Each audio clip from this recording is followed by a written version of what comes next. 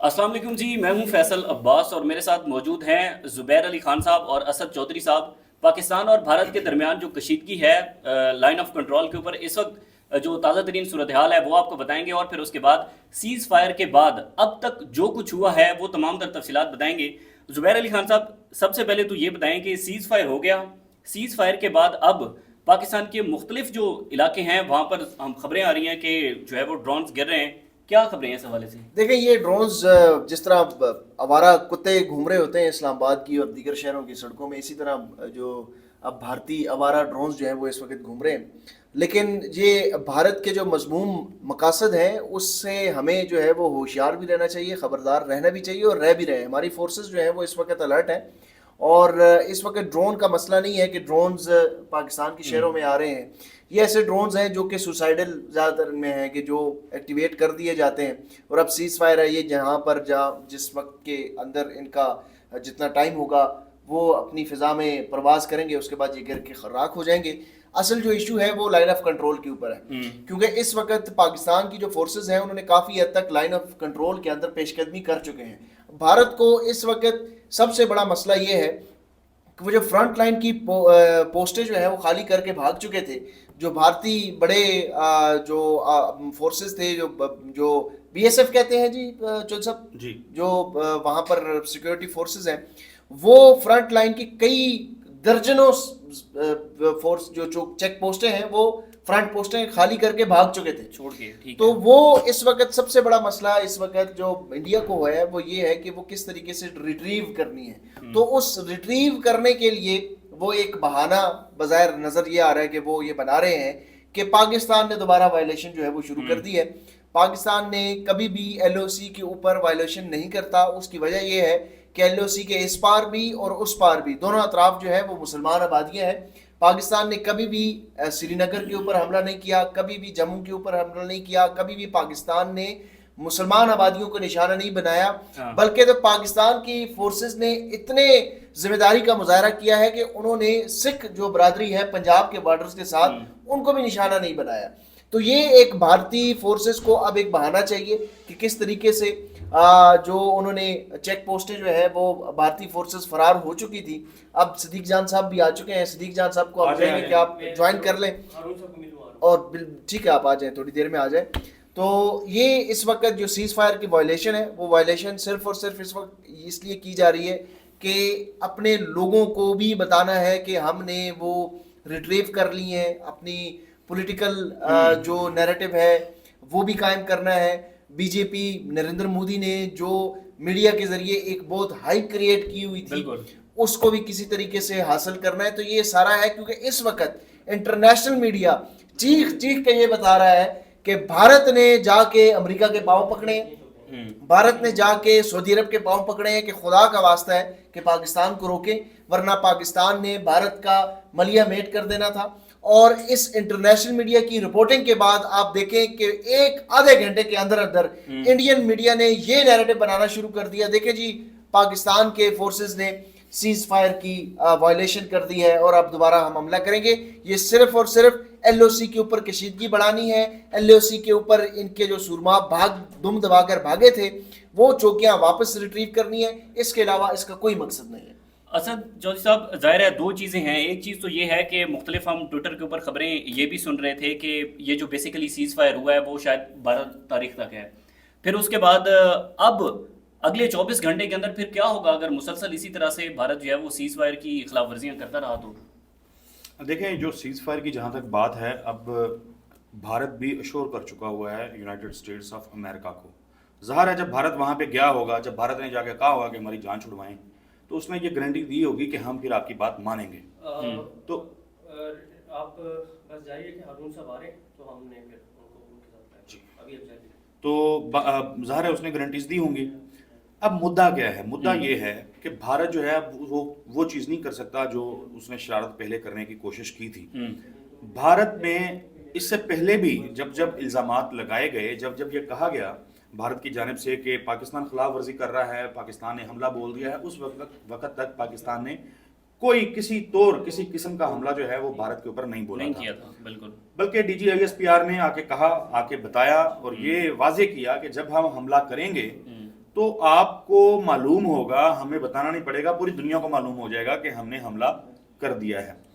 سو جو ان 2 راتوں کے اندر بھارت اپنے شہریوں کے اوپر, جس طرح بتایا کہ آدم پور سے ان کے ڈرونز اڑے, امرتسر میں انہوں نے جا کے خود ہی گرائے اور نقصان پہنچانے کی کوشش کی وہاں گولڈن ٹیمپل کو. پاکستان میں بھی ایک جو ان کا ایمونیشن کے ساتھ جو آ رہا تھا ڈرون, وہ پاکستان نے مار گرایا تھا. باقی انہوں نے کہا کہ ہم نے اپنا استعمال نہیں کیا جو سسٹم ہے, ایئر ڈیفینس سسٹم, تاکہ لوکیٹ نہ ہو جائے.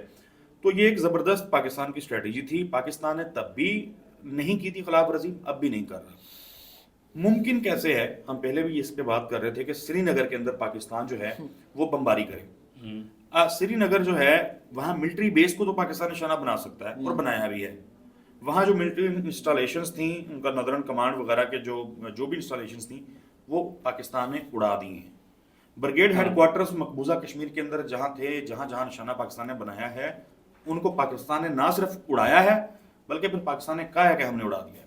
بالکل. تو جب ہم مارتے ہیں تو ہم بتاتے ہیں کہ ہم نے مارا ہے, جب ہم نہیں مارتے تب آؤٹ آف کوشچن ہے.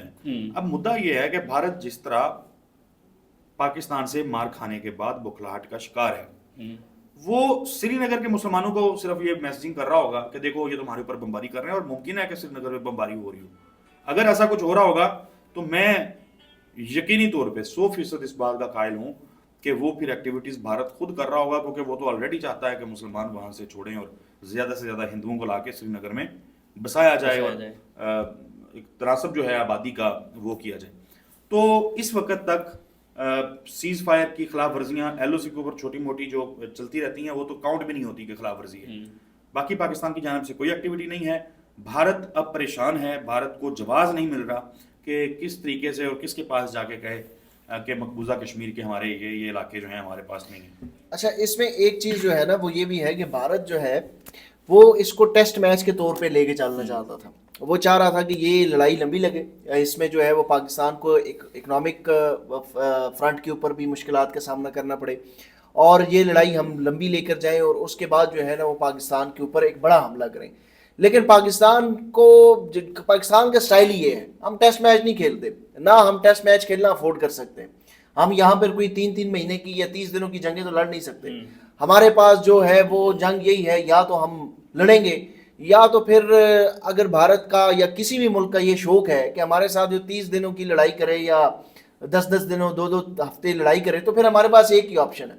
ہمارے پاس آپشن وہی ہے جو عمران خان نے پارلیمنٹ میں فلور آف دا ہاؤس میں یہ کہا تھا کہ اگر بھارت اس طریقے سے لمبی لڑائی لڑنا چاہے گا تو 2 ہی آپشن ہیں. ایک آپشن یہ ہے کہ وہ بہادر شاہ ظفر کی طرح غلامی قبول کر لے, سرنڈر کر لے, یا پھر دوسرا آپشن ہمارے پاس وہی ہے کہ ٹیپو سلطان والا ہے کہ ہم جو ہے نا وہ پھر لڑائی کریں گے, اور لڑنے کے لیے ہمارے پاس پھر وہی ہے کہ ہم پھر نیوٹرل جو نیوکلیئر ویپنز ہیں اس کا استعمال کریں گے.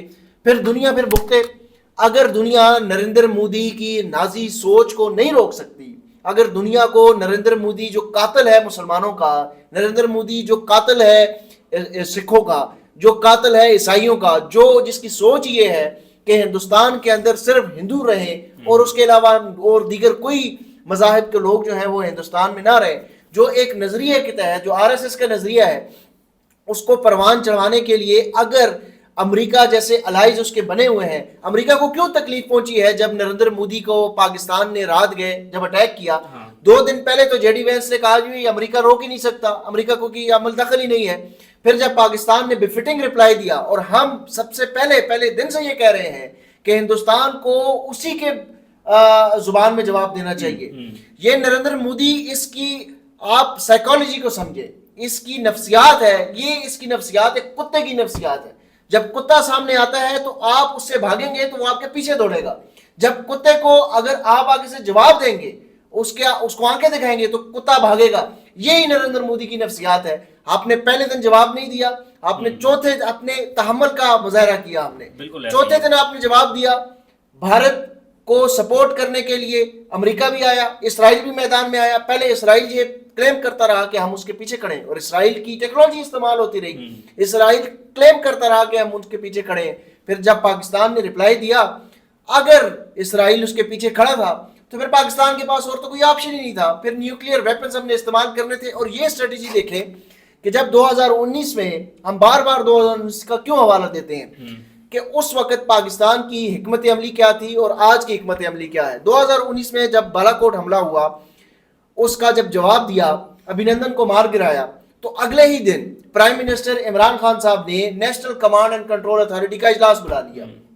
اب national command and control authority کا اجلاس بلانے کا مقصد یہ تھا کہ بتایا جائے کہ بھئی ہمارے پاس کیا سچویشن ہے جنگی حالات میں. اس وقت کے جو جنرل باجوہ تھے انہوں نے بتایا, بریف کیا کہ ہمارے پاس تو اتنے دن جنگ لڑنے کی صلاحیت ہے اور اتنا ہم کر سکتے ہیں, اس کے بعد ہمارے پاس آپشن جو ہے وہ پھر نیوکلیئر ویپنز کا ہی ہے.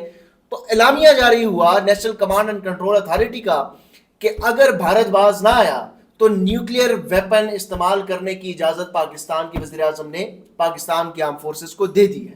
اب اس کا ریئیکشن کیا ہوا کہ یو اے ای, ترکی, امریکہ, اسرائیل, چین سارے اکٹھے ہوئے اور امریکہ انڈیا کے اوپر دباؤ ڈالا کہ اب آپ نے جواب نہیں دینا, اور جنرل باجوہ کو یہ کہا کہ پائلٹ واپس کر دیں. تو یہ اس ایگریمنٹ کے تحت پھر یہ ہوا. اب یہ تھا کہ 4 دنوں سے آپ کے شہروں کے اوپر حملے کیے جا رہے ہیں. وہ تو بالا کوٹ تھا, وہ ایک انہوں نے کہا کہ ہم نے دہشت گردوں کے کیمپ وہاں پہ درخت گرائے پے لوڈز کے ذریعے, حملہ بھی نہیں کیا, وہ حملہ بھی نہیں تھا, کوے مارے, پے لوڈ گرا کے بھاگے, حملہ بھی نہیں کیا. یہاں پر انہوں نے ڈرونز بھی پھینکے, یہاں پہ میزائل بھی پھینکا, لیکن آپ نے این سی اے کا اجلاس نہیں بلایا. جس دن آپ نے این سی اے کا اجلاس بلایا, رات کو جواب دیا, اگلے دن این سی اے کا اجلاس بلایا, پوری دنیا آپ کے پاؤں میں پڑ گئی. اور نریندر مودی بھاگا بھاگا اپنے آقا کے پاس گیا, امریکہ کے پاس, کہ بچاؤ بچاؤ مجھے پاکستان مار رہا ہے. تو یہ اسٹریٹجی ہے ہمارے پاس. ہم نیوکلیئر ایٹمی ہتھیار رکھنے والے ملک ہیں. ہم لمبی لڑائی نہ چاہتے ہیں, نہ ہم یہ چاہتے ہیں کہ ہم پہلے نیوکلیئر طاقت کا استعمال کریں. لیکن اگر پاکستان کو کوئی مجبور کرے گا, ملک کا وزیر اعظم جو مرضی ہو, جو مرضی وزیر اعظم ہو, شہباز شریف ہو یا اس سے 10 گنا زیادہ اردلی کو یہ لا کے بٹھا دے, سپہ سالار جو مرضی ہو, جتنا مرضی جس قسم کا سپہ سالار ہو, اگر پاکستان کے اوپر جنگ مسلط کی گئی تو پاکستان کے پاس ہتھیار ایک ہی ہے, اور وہ ہتھیار پاکستان استعمال کرے گا. یہ دنیا کو پتہ ہونا چاہیے.